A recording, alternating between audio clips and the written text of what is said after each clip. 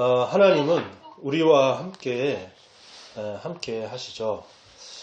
그리고 하나님은 우리를 또 인도하십니다. 그리고 모든 걸 준비하시고 또 준비해 놓으셨어요. 그래서 우리가 이 언약을 얼마나 확실히 붙잡고 있느냐, 언약을 놓치고 있느냐, 이게 중요합니다. 이 언약만 확실하게 붙잡고 있으면 글자가 어떤 일이 빛에 비쳐요. 글자가 빛에 비쳐요. 자, 아니 조금 더 세워줘야 될 것 같아요. 더 세울 수는 없어요. 이게 다야. 이 언약만 붙잡고 있으면 어떤 일이 생겨도 당황하거나 낙심할 필요가 없습니다. 왜냐하면 확신이 있으니까요. 그리고 이걸 이제 누리는 게 제일 중요합니다. 다시 말하면 하나님 우리를 함께 하신다. 그리고 하나님 우리를 인도하신다. 그리고 모든 걸 다 준비해 놓으셨습니다. 그리고 이 언약 붙잡고 내가 누리면 됩니다. 이게 뭐냐? 지난주까지의 말씀의 흐름이었어요. 우리가 말씀의 흐름이 어떻게 흘러가고 있는가를 쫙 이제 잘 아는 게 참 중요하죠. 그렇다면 오늘은 언약 잡은 아브라함과 이삭이라는 제목으로 우리가 말씀을 볼 텐데, 먼저 서론에 언약 잡은 아브라함입니다. 언약 잡은 아브라함. 아브라함과 아브라함의 차이가 있어요. 자, 아브람이 원래 이름이었죠. 아브람과 아브라함, 나중에 이름이 아브라함으로 바뀌었습니다. 열국의 아버지라는 이름으로 이제 바뀌었는데, 요 차이가 뭐냐? 이 차이가 뭐냐면 언약을 잡았냐 언약을 못 잡았냐, 그 차이예요.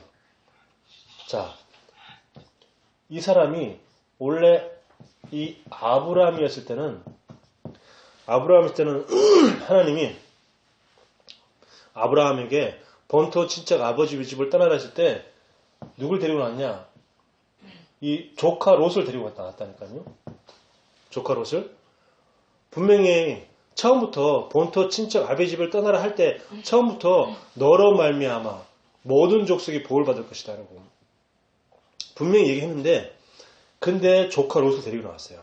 그러면서 나중에 자식이 없으니까 하나님이 자식이 없는데도 불구하고 계속 이제 네 씨로 말미암아 막 이런 얘기로 자꾸 얘기를 하니까 이제 누구 얘기냐면 자기 하인, 내 하인 엘리에셀이나 잘 됐으면 좋겠다, 이렇게 얘기를 했거든요. 그런데도 아니다. 하나님은 계속 그게 아니고 중요한 건 너의 씨로 말미암아, 그게 중요한 거야 라고 얘기를 하니까, 그렇다 그러니까 이제는 또 어떻게 했냐면 여종 하가를 통해서 누굴 낳아요? 이스마엘을 또 낳는 거 있죠. 이스마엘. 아브라함이 아니고 아브람일 때 아브라함이 했던 이런 실수들입니다. 조카 롯을 꼭 붙잡고 있다가 나중에 갈등이 생겨가지고 떠나보내고, 그 다음에 그 하인을 가지고 자기 아들 삼아야 되겠다 이렇게 얘기를 하고, 그러다가 나중에 안 되니까 이제는 그 여종 하가라고 또 이렇게 첩을 둬가지고 거기서 또 자녀를 낳아가지고, 그럼 얘가 이제 내 아들이다 이렇게 얘기를 하고, 자꾸 언약 놓치니까 자꾸 실수를 갖다가 연속으로 계속 하는 겁니다. 실수를 계속. 자, 이렇게 결정적 실수, 특히 이제 이스마엘을 통해서 어떻게 됐습니까? 나중에 지금도 계속 그 중동에 계속 문제가 일어나고 있잖아요. 이스마엘이 누굽니까? 바로 그 중동에 있는 이슬람교의 선조가 누구냐? 이스마엘이에요. 그러니까 지금 전 세계적으로 각 테러를 일으키고 하는 사람들이 누구예요? 이 이스마엘 사람들이란 말이에요. 근데 이스마엘을 누가 낳았습니까? 아브라함이 낳았어요. 그러니까 이 언약 놓치면 이 얼마나 큰 이게 결과가 일어나는지, 언약 놓치고 하나님 말씀에 불신앙하고 그리고 자기 방법으로 하나님 말씀을 듣는 거죠. 자, 이렇게 우리도 자칫하면 하면 내 수준과 인간적인 그 생각으로 말씀을 자기 수준 가지고 해석하고 자기 수준으로 말씀을 적용할 수가 있어요. 그러면 어떻게 돼요? 아브라함처럼 이렇게 굉장히 큰 실수를 하게 된다. 자, 그러다가 이제 아브라함으로 하나님이 이름을 바꿔 줬을 때 이때 어떻게 됐냐? 이때 누가 태어났냐면 이삭이 태어나는 거죠. 하나님이 이름을 아브라함으로 바꿨을 때 태어난 그 아이가 바로 이삭이었어요. 그리고 뭐죠? 이스마엘, 불신앙의 씨, 이스마엘을 갖다가 내쫓아버리죠. 그리고 또 담대하게 이삭을 또 번제로 드립니다. 하나님 말씀 순종해서 지금 이 아브라함이 언약을 붙잡았다는 것이 이렇게 확실하게 다르죠. 언약 붙잡기 전에는 계속해서 자기 마음대로 실수를 계속하고 자기 마음대로 하나님 말씀을 해석해가지고 자기 수준으로 말씀을 적용해가지고 이런 뜻인가 보다 하고 자기 수준으로 말씀을 해석해서 그렇게 적용했다가 자꾸 실수를 하게 되는데 아브라함으로 이름을 바꾼 다음부터는 이제 언약을 확실하게 잡은 거죠. 열국의 아버지, 내 이름이 자체에서 그 언약이니까, 이름 자체가 언약이니까. 그래서 언약을 확실히 잡고, 그러니까 이제 이삭이 태어나고, 또 이스마엘도 내쫓게 되고, 그리고 또 하나님 말씀에 붙잡고 이삭을 번제로 드리는 이런 큰 믿음의 사람이 됩니다. 자, 그러면 두 번째로 이제 이삭이 결혼을 하게 되죠. 이삭이 결혼하는데 오늘 내용이 창세기 24장 3절에 보면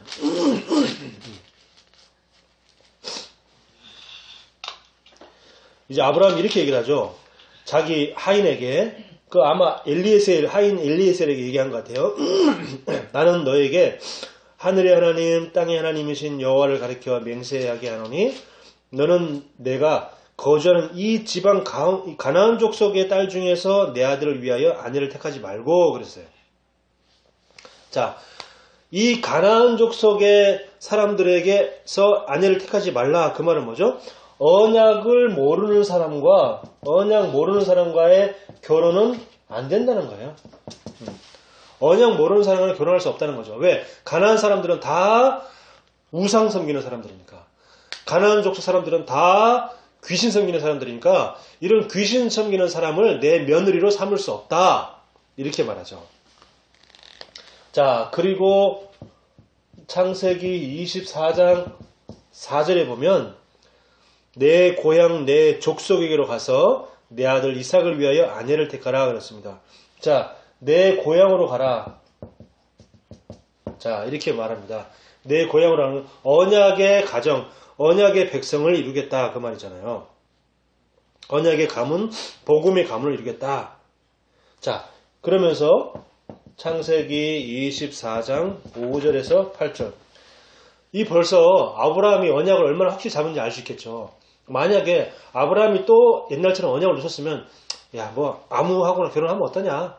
그냥 우리 이삭이 우리 아들이 그냥 좋아하는 여자랑 결혼하면 시키면 되지. 이거는 불신자랑 똑같은 말이잖아요. 그죠? 불신자들 그렇게 얘기하잖아요. 부모들이. 내가 어떻게 결혼 짝지어줄 수 있나. 지가 좋아하는 사람하고 결혼해야지. 이렇게 얘기하죠. 그 말하고 똑같은 말이에요, 지금. 근데 아브라함은 처음부터 언약을 잡고 있었기 때문에 처음부터 나는 절대 불신자랑 우리 아들을 결혼시켜줄 수 없다. 그러니까 언약의 백성을 이루기 위해서 내 고향, 내 가족에게로 돌아가라. 거기서 여자를 데려와라. 이렇게 얘기를 합니다. 자, 근데 이제 종이 물어보죠. 종이 내가 만약에 그 주인님 고향으로 가서 거기서 얘기를 했는데 근데 그 여자가 안 따라오면 어떡합니까? 안 따라올 때는 그러면 우리 주인님의 아들을 데리고 그 고향으로 데리고 갈까요? 라고 얘기합니다. 그러면 아브라함이 이렇게 얘기할 수 있잖아요. 그래? 뭐 안 따라오면 뭐 그렇게라도 해야지? 이렇게 얘기할 수 있는데 아브라함은 안 된다 얘기해요. 그 안 된다고 하는 이유가 바로 7절에 나옵니다. 하늘의 하나님 여호와께서 나를 내 아버지의 집과 내 고향 땅에서 떠나게 하시고 내게 말씀하시며 내게 맹세하여 이르기를 이 땅이 어디예요? 이 땅이 바로 가나안 땅이죠. 아브라함이 살고 있는 땅. 이 땅을 내 씨에게 주리라 하셨으니 그가 그 사람을 너보다 앞서 보내실지라. 내가 거기서 내 아들을 위하여 아내를 택할지니라. 누구에게 보낼까요? 그러면서 만일 여자가 너를 따라오려고 하지 아니하면 나는 나의 이 맹세와 너가 상관이 없이 오직 내 아들을 데리고 그리로 가지 말라 이렇게 얘기합니다. 그러니까 취소되었습니다. 아브라함이 언약을 확실히 잡았으니까 혹시 만약에 그 여자가 안 따라온다 그래도 내 아들을 그쪽으로 데려가지 마. 왜? 하나님이 주신 땅은 이 땅이야. 이 땅이 바로 하나님이 주신 땅이니까 절대로 내 아들을 그쪽으로 내 고향으로 데려가지 마. 만약에 그 여자가 안 따라온다 그러면 그럼 그걸로 끝이야. 아브라함이 이렇게 단호하게 얘기를 합니다. 이 보세요. 아브라함이 얼마나 이 언약을 잡았냐면 후대에 대한 언약. 후대 언약을 확실히 잡은 거죠. 첫 번째 후대 언약. 나는 절대 불신자랑 결혼하지 않겠다. 불신자랑 결혼시키지 않겠다. 이렇게 딱 후대 언약을 확실히 잡았고 두 번째 또 가나안 언약을 확실히 잡았잖아요. 혹시 그 결혼할 여자가 이 가나안 땅으로 오지 않겠다 그러면 내 아들도 그 땅으로 보낼 수 없어. 내 아들은 이 땅에서 살아야 돼. 불신자 가득한 이 땅에서 살아야 돼. 왜? 하나님이 주신 땅은 이 땅이니까. 하나님이 주신 땅은 그 내 고향 땅이 아니고 지금 내가 살고 있는 이 가나안 땅이 바로 우리 하나님이 주신 땅이니까 절대로 그쪽으로 갈 수 없어. 이렇게 얘기를 합니다. 그러니까 후대에 대한 언약. 언약의 가문도 이루고 싶고 가나안 땅을 정복하고도 싶고 이 두 가지 언약을 확실하게 딱 잡은 거예요. 이 아브라함이. 자, 이렇게 우리도 뭘 붙잡아야 되냐? 언약 잡아야 돼요. 언약을 잡아야지 절대 실수하지 않게 된다. 언약 놓치면 불신자랑 결혼하게 돼요. 불신자랑 결혼했다가는 나중에 큰 고통을 당합니다. 제가 신앙생활을 오래 해봤잖아요. 신앙생활을 오래 했는데 저는 교회에서 그런 사람 너무 많이 봤어요. 불신자랑 결혼해가지고 고통당하는 여자들, 집사님들, 권사님들. 그냥 이렇게 단순하게 생각하는 거예요. 심플하게. 뭐라고 생각하냐? 결혼해가지고 전도하면 되지 뭐. 이게 지금 틀린 생각이에요. 여러분, 지금 여러분 가족들 전도하기 쉬워요? 시간 오래 걸리잖아요. 벌써 몇 년 걸립니까? 어떤 사람은 평생 걸리는 사람이 있는데. 근데 그걸 생각 못하고 그냥 남편이니까 내가 지금 사랑하니까 결혼해가지고 내가 전도하면 되겠지 뭐. 이렇게 단순하게 생각해가지고 덥석 좋아한다는 이유만으로 덥석 결혼했다가 일평생을 계속 고통당하고 여러분 사랑은 불신자들도 그런 얘기 하잖아요. 사랑의 유효기간이 있다. 그래가지고 3년, 4년 이렇게 얘기를 하니까 어떤 사람은 1년이라 얘기를 하기도 하고 그렇게 얘기하는데 아무리 좋아하는 사람도요. 1년, 2년 지나면 그 다음부터 이게 떨어져요. 그럼 어떻게 됩니까? 맨날 죽을 수 있어요? 안 좋지요? 그럼 싸우고 치고받고 그러면은 이게 전도가 될 것 같아요? 절대 전도 안 됩니다. 불신자 남편 전도 절대 안 돼요. 그럼 이제 10년이 지나고 20년이 지나고 서로 왼수같이 사는 거예요. 왜 그렇습니까? 시작을 틀리게 해서 처음부터 시작을 나는 언약 안에서 언약 가진 자와 결혼하겠다라고 이렇게 언약을 딱 붙잡아야지.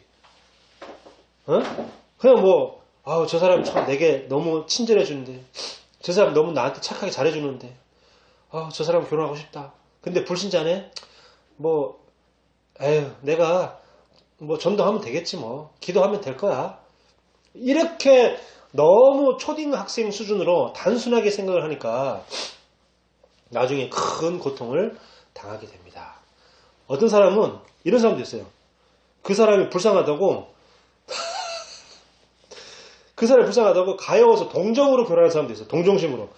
그런 바보 같은 사람. 아니, 동정심으로 자기 인생을 맡기는 사람이 어디 있습니까? 자, 보세요. 그래서 우리 언약을 확실히 잡아야 됩니다. 제목이 뭐라고요? 언약 잡은 아브라함, 언약 잡은 이삭이에요. 언약 확실히 잡길 바랍니다. 자, 아멘.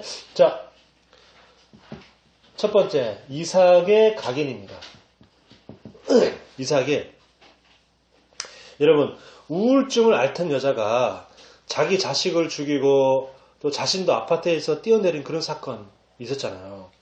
또 경제적인 문제로 자기 아내와 자식들을 다 죽이고 난 다음에 자기도 흉기로 자살한 그러한 검도체육관 관장이 있었어요.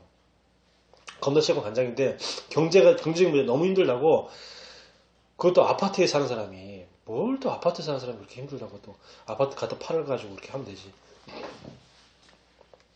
근데 그렇게 자기 처자식도 죽이고 자기도 흉기로 자살한 그런 검도체육관장이 있었어요. 그럼 아들이 무슨 죄입니까? 아이들이. 그죠? 애들이 무슨 죄예요? 아무 죄 없이.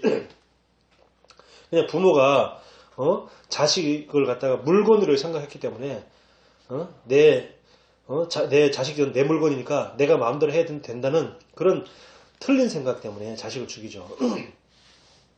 자, 아브라함이 이삭을 결박해서 죽이려고 했을 때 이삭은 어땠을까요? 여러분 한번 상상 속 해보세요. 지금 상상으로 머릿속으로 지금 아브라함이 이삭을 결박해서 죽이려고 하는 그 현장에 지금 들어가 있다고 한번 해보세요. 내가 지금 그 현장을 보고 있어. 그리고 내가 지금 그 이삭의 시점으로 한번 생각해 보세요. 내가 이삭이야. 지금 아버지가 갑자기 나를 꽁꽁 묶어. 그러더니 나무를 불러 태우는 제단을 딱 쌓은 다음에 그 위에 나를 얹어. 그러더니 아브라함이, 자기 아버지가, 우리 아버지가 칼을 들고 나를 찔러 죽이려고 그래. 이때의 내 심정은 어떨까요? 이때 이삭의 심정이 어떻겠습니까? 아마 충격과 공포 그 자체이겠죠. 이건 뭐 공포 영화하고는 비교할 수가 없죠.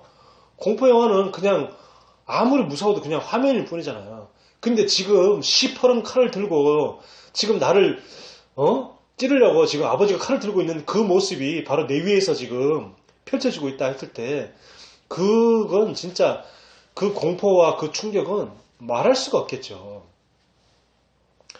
아마 이삭이 막 살려달라고 막 아우성 칠 수도 있겠죠. 막 묶인 상태로 몸부림치면서 아버지 살려주세요 막 울면서 막 난리칠 수도 있습니다. 근데 그러고 있는데 아버지가 막 나를 찌르려고 하는 그 순간 갑자기 하늘에서 아버지 이름을 불러. 아브라함아, 아브라함아, 그 손을 멈추어라. 그때 그 이삭은 어떻겠어요? 막 그거는 진짜 막 이거는 뭐 인생이 바뀌는 그 순간이죠. 그러면서 이제 하나님이 네가 진짜 나를 믿는 모습을 봤다. 그러면서 아들을 풀어줘라. 그러고 있는데 그 전까지는 없었는데, 분명히 자기가 잡혀서 제단 위에 올라갈 때까지는 없었는데 갑자기 어디서 매 하는 소리 들려보니까 웬 양이 수풀에 걸려가지고 뿌리 수풀에 걸려가지고 막 버둥버둥 거리고 있는 거예요.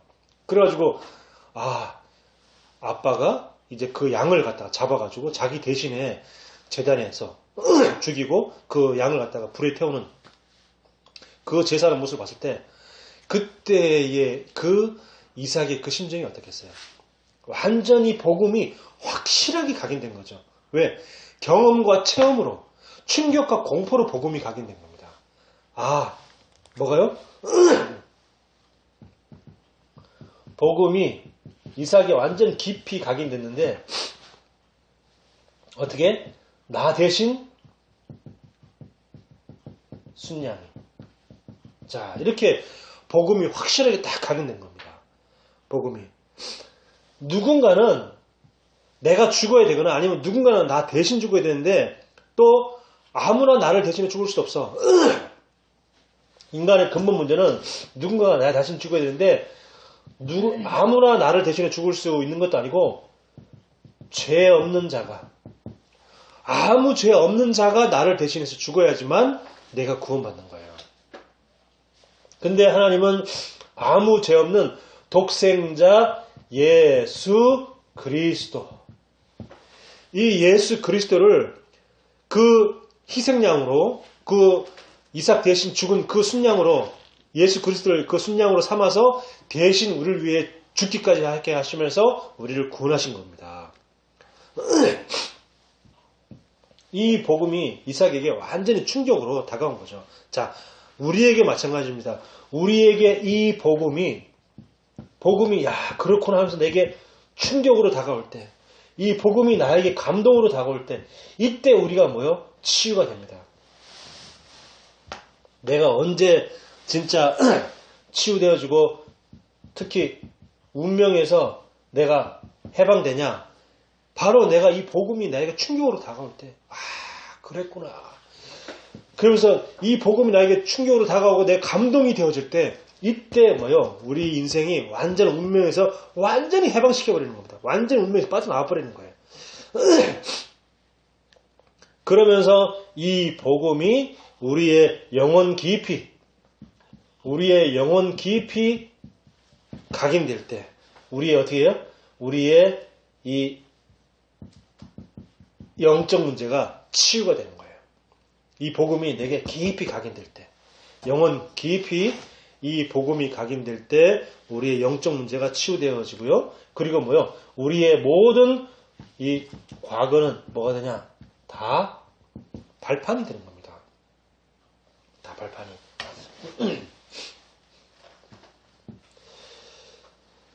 뭐 교회가 이렇다 저렇다 말 많은 사람의 특징이 뭐냐? 복음이 충격으로 안 다가와서 그래요. 복음에 대한 감동이 없어서 그렇습니다. 진짜 복음에 대한 감동이 있으면 교회가 이렇다 저렇다 말할 필요가 없어요. 자, 이삭의 뿌리. 이삭이 완전히 복음에 탁 뿌리 내렸습니다. 자, 오늘 읽었던 24장 63절 보세요. 24장 63절에 보니까 이삭이 저물 때에 들에 나가 뭐 하다가? 묵상. 자, 이삭은 뭐죠? 묵상의 사람이었어요. 묵상의 사람. 이게 뭐냐? 이게 늘 평소에 이삭의 삶이었어요.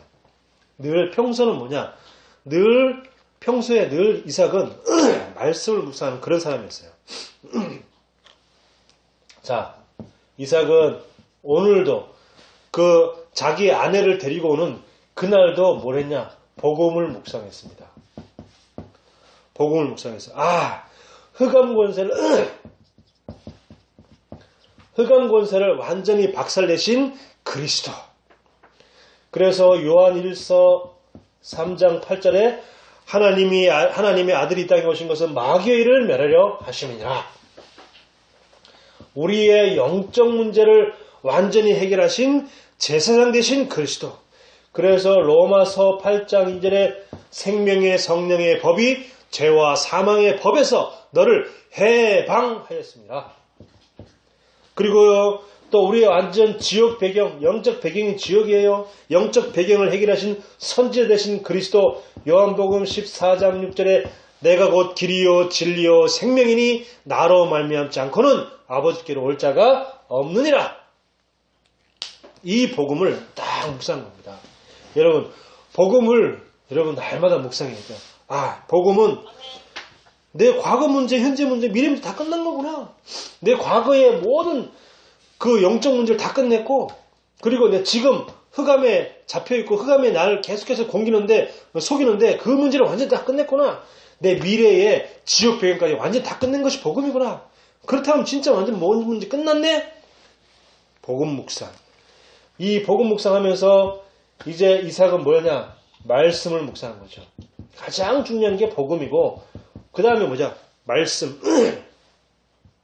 아브라함에게 자기 아버지 아브라함에게로부터 듣던 늘 말씀이 있어요. 그게 뭐냐? 태초의 인간 아담 하와에게 하나님이 창세기 3장 15절 여자의 후손이 사단의 대가리를 박살낼 것이다. 이 언약을 주셨단다 하면서 이삭에게 가르쳤던, 그리고 또 자기 엄마 사라가 자기 아들 이삭에게 전달했던 그 말씀을 늘 묵상한 거예요. 여자의 후손, 그리스도가, 앞으로 오실 메시아가 뱀의 후손, 뱀 대가리, 사단 대가리를 박살내셨구나. 이 언약을 늘 묵상합니다. 또 창세기 3장 21절에 가죽옷. 인간의 방법으로 무화과 나무로 옷을 엮어가지고 자기의 부끄러운 부위를 가렸는데, 근데 그 무화과 나무 잎은 어떻게 해요?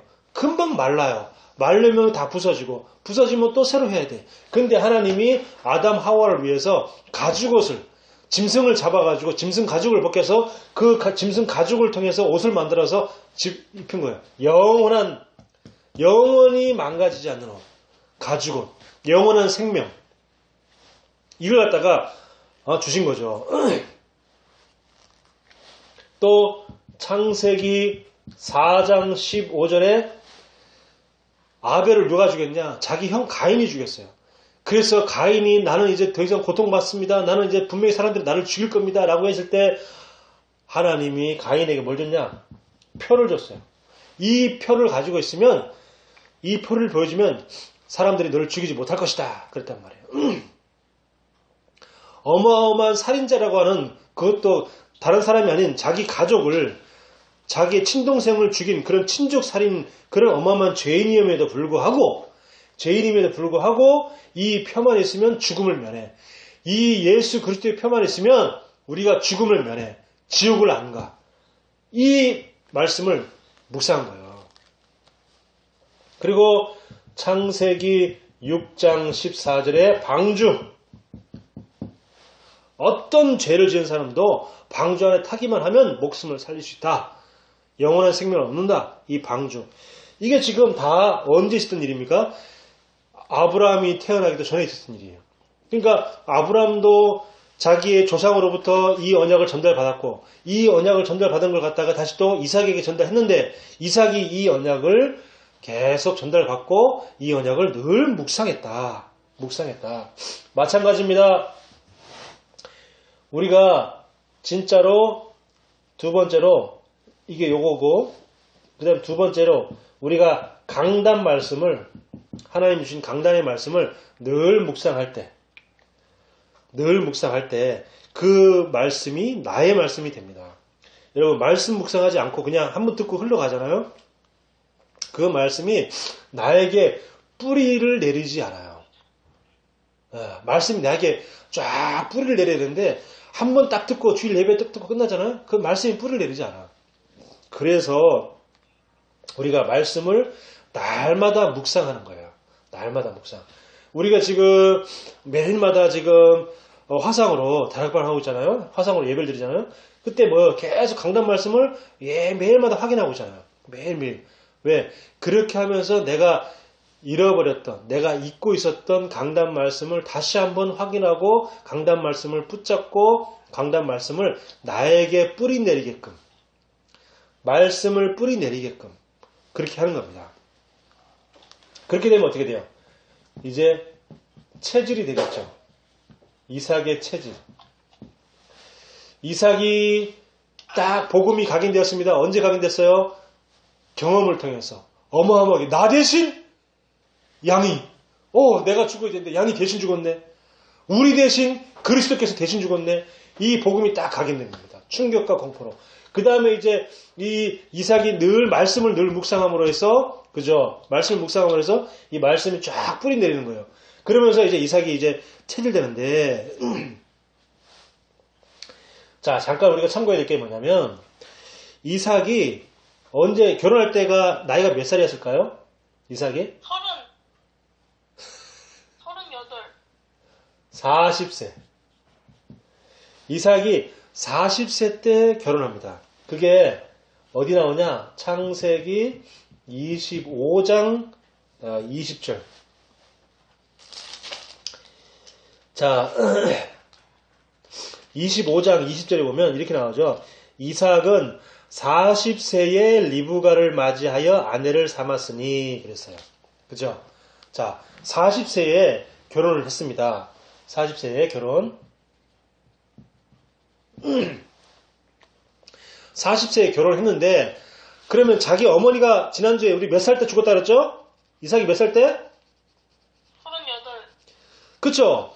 그러니까 최소한 2년, 3년 동안 이삭은 뭐죠? 어머니를 그리워합니다.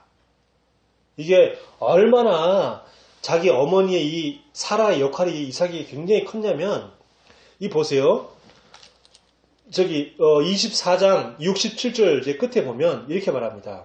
24장 67절 끝에 그를 맞이하여 아내를 삼고 사랑하였으니 이삭이 그의 어머니를 장례한 후에 위로를 얻었더라 그랬어요. 그러니까 지금 2년 동안이나 자기 어머니 돌아가신 것을 갖다가 늘 마음 아파했던 거예요. 그러니까 2년 동안이나 마음 아파하다가 자기 아내를 맞이한 후에 이 자기 아내로부터 마음의 위로를 딱 받았다 그 말이에요. 그만큼 이 엄마 사라의 그 역할이 얼마나 큰지 알겠죠. 나이가 그냥 어릴 때 죽은 것도 아니라니까요. 뭐 요셉처럼 요셉이 어릴 때 자기 엄마가 죽었잖아요. 그런 것도 아니고 37, 38살 때 죽었는데도 불구하고 2년 동안이나 지금 자기 어머니를 그리워한 거예요. 어마어마한 거죠. 이 사라가 자기 엄마 사라가 아들 하나를 갖다가 확실하게 진짜 얼마나 확실하게 복음에 각인시키고 복음에 뿌리시키고 얼마나 그 확실하게 했냐면 어머니를 돌아간 다음에 2년 동안이나 어머니를 잊을 수가 없었어요. 대단한 겁니다, 지금. 이 사라가. 자, 그러면서 40세에 결혼했다는 것은 2년 동안 뭐죠? 어머니를 생각하면서 기도한 거예요. 이 이삭이. 자, 우리가요, 이삭이, 그럼 외로웠겠네? 어머니 돌아가신 다음에? 라고 생각할 수 있습니다. 아니에요. 이삭은요, 이 외로움은 하나님이 나와 함께 하신다는 갖다가 요거를 누리는 최고의 시간표였어요. 다시 말합니다. 저와 혹시 여러분에게 있는 혹시 외로움이 느낄 수 있어요. 근데 그 외로움은 외로움이 아니고 하나님이 나와 함께 하신다라는 것을 내가 누리는 최고의 축복의 시간표다. 절대 외롭고 뭐 슬프고 뭐 힘들다. 그건 불신자입니다. 절대 그렇지 않고 하나님이 나와 함께 하시는 축복을 누리는 최고의 시간표다. 자, 그래서 이 이삭은요 항상 하나님이 나와 함께 하신다. 이걸 늘 누린 거예요. 하나님이 나와 함께 하신다. 언제서든 어디에서든 내가 어디에 있든 또 언제든 간에 항상 무슨 일을 하든지 항상 하나님은 나와 함께 하신다. 그리고 하나님은요 임마누엘의 하나님이에요. 그 말은 뭡니까? 우리가 교회에서는 뭐죠? 같은 성도들 간에 하나님이 함께 하세요. 그러니까 교회 사람들이 뭐 누구는 싫다, 누구는 마음에 안 든다. 나 저 인간 좀 교회 안 왔으면 좋겠다. 그럴 이유가 없어요. 왜? 하나님은 그 사람과도 하나님 함께 하신다니까요. 하나님 우리와 함께 한다는 말은 뭐예요? 그 사람과 나와 함께 하나님이 함께 하신다는 겁니다. 근데 내가 마음에 안 든다 그래서 쟤는 진짜 나 딱 싫어하는 스타일이야. 그렇게 생각하는 순간 그 사람은 이 하나님과 함께하는 축복을 누리지 못하는 거예요. 교회에 온 사람들은 모두가 한 명 한 명이 다 누가 하나님이 함께 하시는 사람이다. 맞습니까? 아멘. 하나님은 나와 함께 하시는 것처럼 하나님은 그 사람과도 함께 하는 거예요. 하나님은 나와 함께 하는 것처럼 우리 은매하고도 함께 하고 또 우리 뭐 아내랑도 함께 하고 하나님은 다 함께 하시는 거예요. 그런데 그걸 가지고 누가 뭐 마음에 드니 마음에 안 드니 그 말 하는 것 자체가 틀린 거다 그 말이에요. 왜? 하나님은 나와만 함께 하는 게 아니고 우리와 함께 하신다. 그리고 세 번째 원네스. 자, 이거는 뭡니까? 모든 만남 속에 또 우리 모든 사건 있죠? 살다 보면 여러 사건이 생기기도 하고 문제가 생기기도 하고 또 고민거리가 생기기도 하고 그러죠. 그리고 모든 만남이라든지 모든 사건을 통해서 하나님이 우리의 합력하여서 우리 하나님의 선을 이룬다. 합력해서 선을 이룬다. 하나님의 계획을 이룬다 그 말이에요. 합력해서. 그러니까 여기 2번까지는 믿는 사람 간에 하나님 함께 하시는데, 또 밖에 나가면 믿지 않는 사람과도 여러 가지 갈등이 올 수도 있고, 그죠? 갈등이 올 수도 있고, 또 문제가 올 수도 있고, 또 무슨 사건이 생길 수도 있잖아요. 그러니까 모든 만남, 모든 사건을 통해서 하나님 뭐요? 나를 향한 좋은 선하신 하나님의 계획을 이루신다 그 말입니다. 아시겠죠? 그러니까 문제는 문제가 아니고 문제는 축복이다. 왜? 그 문제를 통해서 선하신 하나님이, 좋으신 하나님이 나에 대한 좋은 계획을 이루어 가시는 거예요. 그게. 아멘. 자, 이렇게 하나님은 우리를 이렇게 하십니다. 이렇게 될 때 어떻게? 이렇게 될 때 세 번째로 우리는 뭐가 되냐? 이렇게 영적인 서밋이 되는 거예요. 복음이 나에게 각인되어지고, 복음이 나에게 뿌리 내려지고, 복음이 나에게 체질이 되어질 때 내가 어떻게 되냐? 영적인 서밋이 되어진다. 영적 서밋. 영적 서밋이 되면 여기서 뭐 나오는 게 뭐예요? 여기서 나오는 게 이제 기능 서밋이 되는 겁니다. 내가 하는 일이 최고로 되어지는 거예요. 아우, 쟤는 정말 일 너무 잘한다. 이렇게 인정받는 기능 서밋이 되는 거죠. 그러면서 내가 있는 우리 가정의 문화를 바꾸고, 또 내가 있는 그 직장의 문화를 바꾸는 문화 서밋이 되는 겁니다. 자, 이런 응답을 우리가 받기를 예수 그리스도 이름으로 축원합니다. 자, 그러면 마지막으로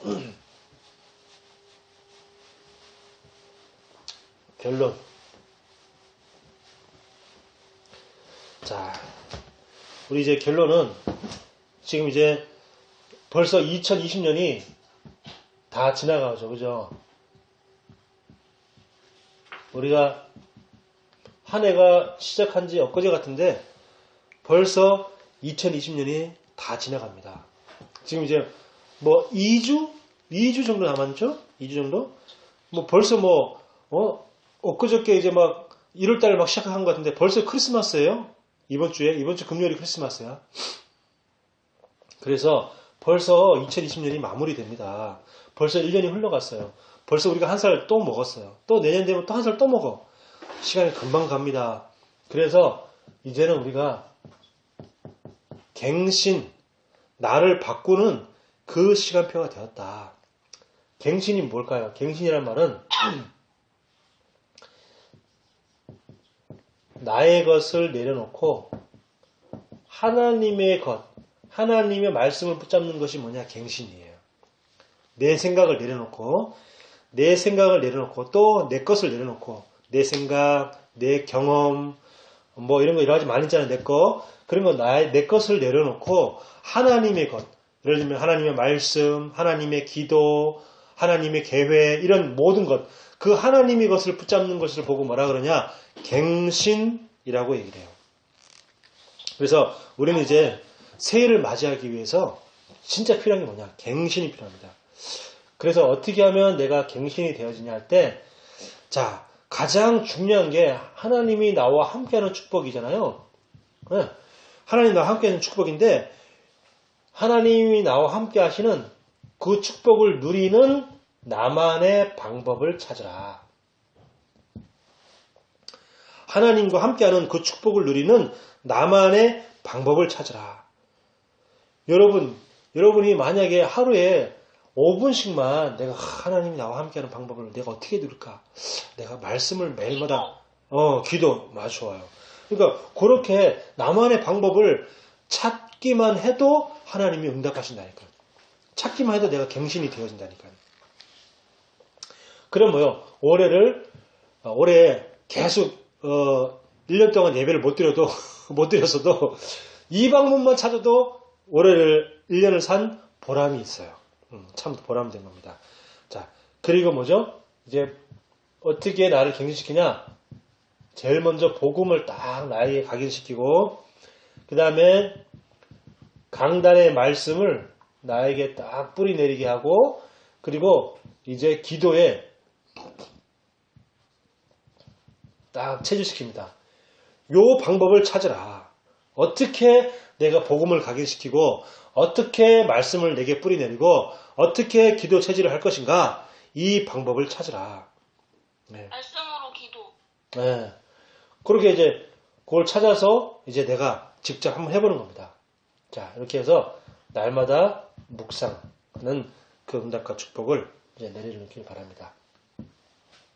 자, 그리고 이제 지금까지 항상 나를 위해서만 기도했다면 지금부터는 이제 어떤 갱신을 해야 되냐?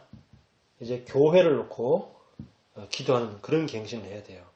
지금까지 항상 나만 놓고 항상 내 어떤 고민, 내 어떤 염려 이것만 놓고 기도했다면 이젠 교회를 놓고 기도할 시간표다.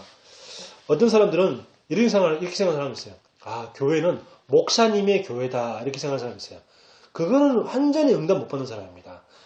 교회는 누구 교회예요? 우리 교회고 내 교회다라고 생각해야지 그 사람이 응답 받는 거예요. 저는 그 신앙생활에 그런 사람 많이 봤어요. 아, 뭐 교회 뭐 목사님 다 알아서 하겠지 뭐. 그런 사람이 응답 못 받아요. 어떤 사람은 그냥 내가 목사님이 어떻게 도와줄까? 내가 교회를 위해서 내가 할 일이 뭐가 있을까? 이 사람이 진짜 응답 받더라고 보니까. 그래서 절대 교회는 내 교회다라고 생각해야 돼요. 내 교회, 이 교회는 내 교회, 행복한 교회는 내 교회야. 행복한 교회는 우리 교회야. 라고 생각해야지 행복한 교회는 목사님 교회인데 내가 그냥 예배만 드린다. 라고 생각하면 안 돼요. 왜 그러냐면 보세요. 이 이스라엘 백성들이 애굽에서 노예로 있다가 출애굽한 후에 모든 삶을 갖다 광야에서 성막 중심으로 살게끔 이렇게 하나님이 만드셨어요. 성막 중심으로. 성막을 가운데로 놓고 모든 12지파가 다 성막을 바라보도록. 그리고 아침에 일어나면 딱 뭐가 제일 먼저 보여? 텐트에서 딱 나오면 제일 먼저 보이는 게 뭐가 보이냐? 성막이 딱 보이는 거예요.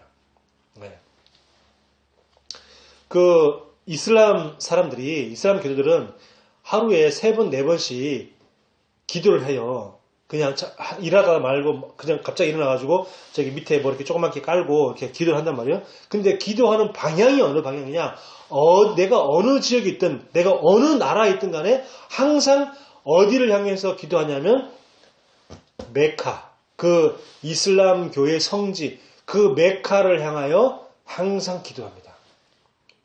방향을 늘 내가 이렇게 보고 일을 하다가도 기도 시간만 딱 되면 조그만 그런 거 이렇게 뭐 요가 매트 같은 그런 거 있잖아요. 그런 거 딱 깔아놓고 내가 이쪽이 메카다. 그러면 이쪽을 놓고 딱 이렇게 엎드려서 기도하고 늘 그래요. 근데 그 이슬람 교도가 그 완전 우상숭배랑 마찬가지인데 중심은 맞는 거예요. 뭐냐? 성막 중심으로. 성막 중심. 교회 중심으로 딱 이렇게 하는 게 그건 맞는 거예요. 그래서 우리도 뭐냐? 우리의 삶이 뭐 중심으로 움직여야 되냐? 교회 중심으로 움직여야 돼요. 교회 중심으로. 이게 뭐예요? 교회의 중요성을 말하는 겁니다. 이게 성막 중심으로 움직인다는 말은 뭐냐? 교회의 중요성을 말할 수 있는 거다. 자, 그러면 나는 뭘 했겠냐? 나는 교회를 위해서 나는 무엇을 할 수 있을까? 내가 할 수 있는 것은 무엇일까? 뭐 절대 크고 대단한 거 그런 거는 하나님이 바라지도 않아요. 아주 조그만 거. 진짜 초등학생도 할 수 있는 그런 거 내가 할 수 있는 일은 무엇일까? 이걸 한번 그냥 생각만 해봐도 하나님이 여러분에게 응답의 문을 여실 줄 믿습니다. 기도합니다. 사랑의 하나님 은혜를 감사합니다. 오늘도 우리에게 예배를 통해서 말씀을 주시니 감사합니다. 아브라함이 잡은 언약이 이삭에게 전달되어지고 후대에게 전달되어지고 그래서 그 이삭이 어릴 때부터 복음이 각인되어지고 복음이 뿌리내려지며 말씀이 뿌리내려졌고 또한 기도가 체질되었습니다. 우리에게 이 응답과 축복을 허락하여 주옵소서. 예수 그리스도 이름으로 기도하옵나이다. 아멘.